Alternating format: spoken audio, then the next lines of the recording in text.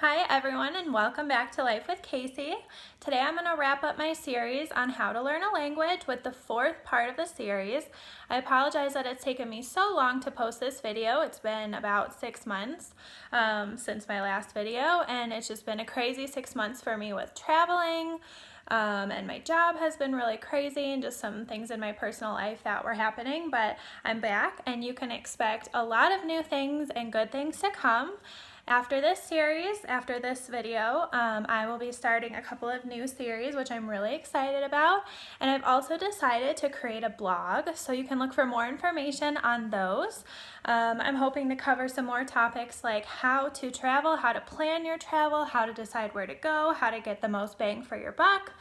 Then other topics that don't have to do with travel, such as career pathing, how to be successful in your job, how to move up, how to have balance in your life. There's a lot of topics that I'm really passionate about, and I'm just wanting to explore them both via my YouTube channel and this new blog that I'm creating. So look for more information and you can look forward to those things, which will be coming soon. Okay, so to get started with the fourth and final video of my How to Learn a Language series, today we're going to be talking about self-initiated learning. So this is learning a language without going back to school, without enrolling in a class, without purchasing any software such as Rosetta Stone, and without going on any sort of travel abroad or any study abroad, work abroad, anything like that. This is going to be the type of language learning that you, by yourself, embark on a journey, use the resources available to you, and try to master that language. I think that the most common ways that people can embark on a journey of self-initiated language learning is either through an app on your phone. My favorite and preference is Duolingo. I've used that to brush up on my Spanish and Portuguese skills. And actually, this app has been really useful for my parents and some people that are close to me in my life. When I married my husband, who is Brazilian, for the wedding, his family from Brazil came to Buffalo, where I'm from. And we all stayed together. We had about 2 weeks of his family with my family, and obviously his family didn't speak English, my family didn't speak Portuguese, and so Duolingo was really helpful. About a month or two before the wedding, before my husband's family came to Buffalo, my parents downloaded Duolingo. They started learning basic Portuguese, and my mom, she's so cute. When my husband's family arrived, she was able to offer them drinks and food and express very basic sentiments and phrases in Portuguese because of Duolingo. It was really cute. And then also my best friend recently married my husband's best friend, so it was another American-Brazilian wedding of two families coming together. It was really special. She didn't speak Portuguese, and her husband speaks English, but his family obviously doesn't, and so she chose to use Duolingo to, again, learn the basics, just be able to express basic feelings, basic emotions, basic thoughts. And I think it was really good at their wedding as well, that there was some cross-communication, all because of Duolingo. So I highly recommend Duolingo. It's a free app. There are tons of languages on there. There's Spanish, Portuguese, Italian, French, there's Mandarin, there's Arabic, there's Polish, Russian. They have a really big variety, and they're adding more and more and more languages. I believe that a small indigenous language called Quechua in South America has now been added. So I highly recommend downloading this app.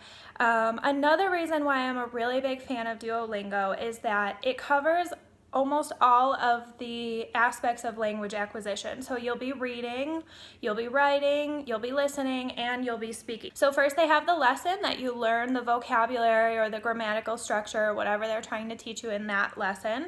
And then at the end there's a test, and you have to pass the test to be able to go on to the next level. And so what they'll do is they'll put a word in the foreign language and you have to translate it to English. And then the next question will be a word in English and you have to write correct spelling in the foreign language. They'll also have a sentence that they say. You don't see the words, they say it, and you either have to write the sentence in that language or else understand it, translate it to English, and write the English translation. And then they'll also put a phrase in the foreign language, and you have to record yourself on your phone saying that phrase or that word. And if your pronunciation is not good enough, you don't pass the level. So I think that this is really great. A lot of times people just focus on written language or just on listening, which are really, really crucial, but then they go to speak and they can't, or they try to speak and nobody can understand them, or they're unable to produce. They're able to identify, maybe read the signs or listen to someone, understand what they're talking about, but they can't enunciate, they can't communicate back.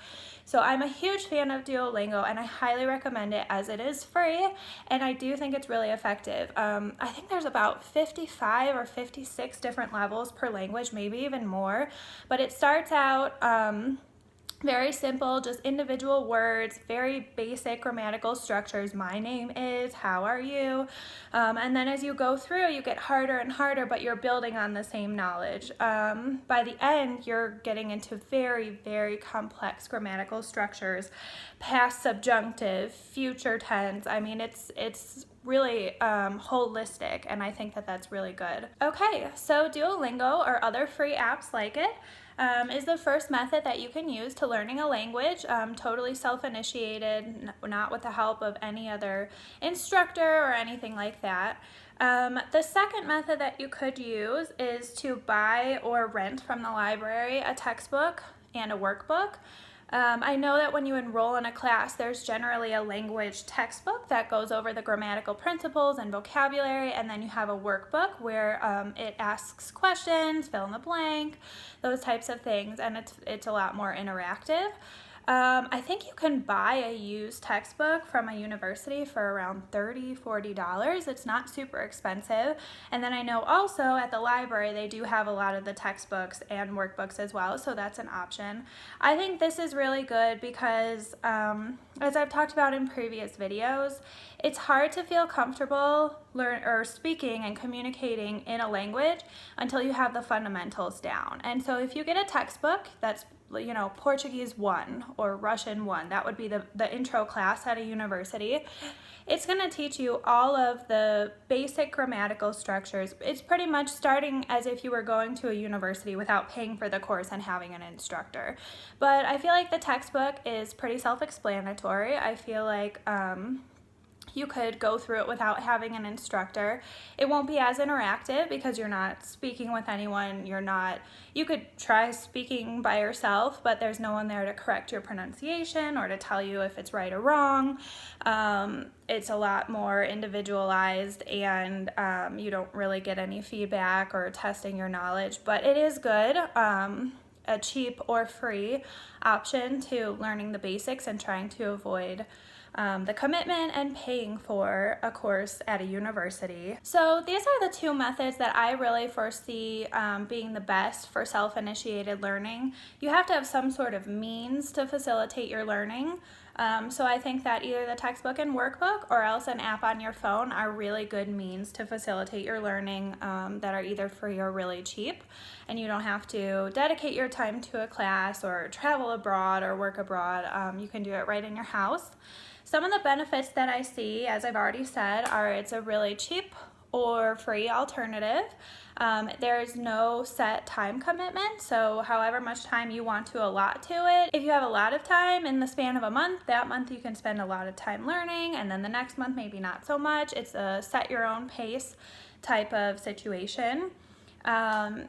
The hard thing or the downside to this type of learning is that it's all up to you. So if you're motivated but you get distracted easily or you lose motivation quickly, this might not be the best option for you. You could get started and then completely burn out and not really get anywhere.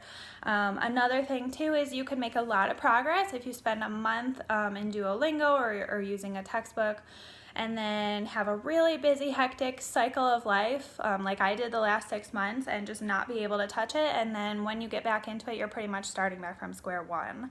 So this really takes a lot more dedication on your part. There's nobody forcing you to be there. You're not losing money if you don't continue to do it, and so you have to really, really be motivated and dedicated to make this work. It is possible. I have a friend who's currently here in the States from Brazil.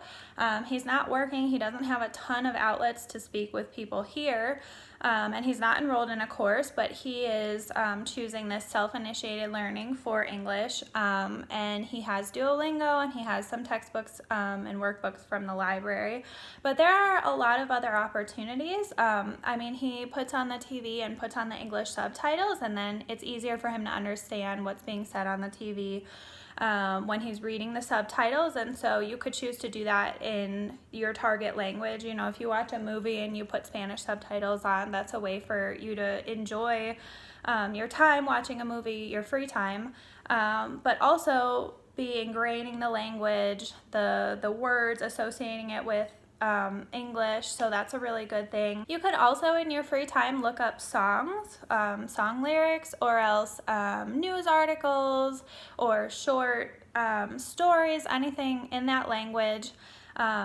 Listen to it if it's a song, and then translate any of the words that you don't understand. And so you're seeing the lyrics in that language, you're hearing the song, and then you can pause it, look up the words you don't know. That's a good way to increase your comprehension skills and your reading skills, and then also to grow your vocabulary if there's words that you don't know. That's also a really good way to learn the more slang or colloquial speak, because a lot of times in songs you're going to learn a ton of stuff that you wouldn't learn from a textbook or from a formal class. You can also try and find shows or programs or movies in that target language. I know that Netflix has a couple of series in Spanish, in Hebrew, in Korean. They're really good at integrating some of the shows that aren't in English, and so you can put the subtitles on in English to make sure you're understanding, but challenging yourself to listen and watch shows in that language. Talked about this last video, but you can also try and find local communities such as churches or grocery stores. I know that there's around here a lot of Korean, Chinese, Russian, Hispanic churches, and so you can get out of your comfort zone a little bit and go to one of these churches or services, or even a Korean grocery store, an Indian grocery store, a Mexican grocery store, and try to force yourself to speak with the people that work there in that language. You can also look for sports in the native language. I know you can pretty much stream anything offline now in that target language, so that's a really good strategy too. You can look for Facebook groups of different activities or events going on. If you're learning Spanish, you could go to a salsa class or a tango class. Any sort of event in that your target language. I'm sure you'll find a ton of events and a ton of material on Facebook. So these are all strategies, and these are all items that you could pursue to make the self-initiated learning a little bit more successful for yourself, as it is going to be difficult and it will take motivation and dedication on your part. But I do think it's possible. I do think it's a good option for someone who doesn't have a ton of time or financial resources to travel abroad or purchase a really expensive software or enroll in a class. I definitely think it's possible. It's just going to take a lot of work. So I hope you like this video, and I hope you like this series. It's been really, really fun for me. This is a topic that I'm super passionate about. I would love to continue learning more and more languages, and I have a couple on my list that maybe I'm going to start learning next. Let me know if you have any questions. I would love to partner with anyone if they're about to embark on a language learning journey, or if you've already started and you're in a little bit of a rut and not sure what to do. I would love to help you out and to work with you and give you some advice. Please leave your comments, any feedback that you have, positive or negative, on how I can make my videos better. And like I said at the beginning, look forward to new things to come. I'm really excited. I'll have some more information for you soon. But subscribe to my channel, write your comments, give me any feedback, and I'll look forward to seeing you again soon.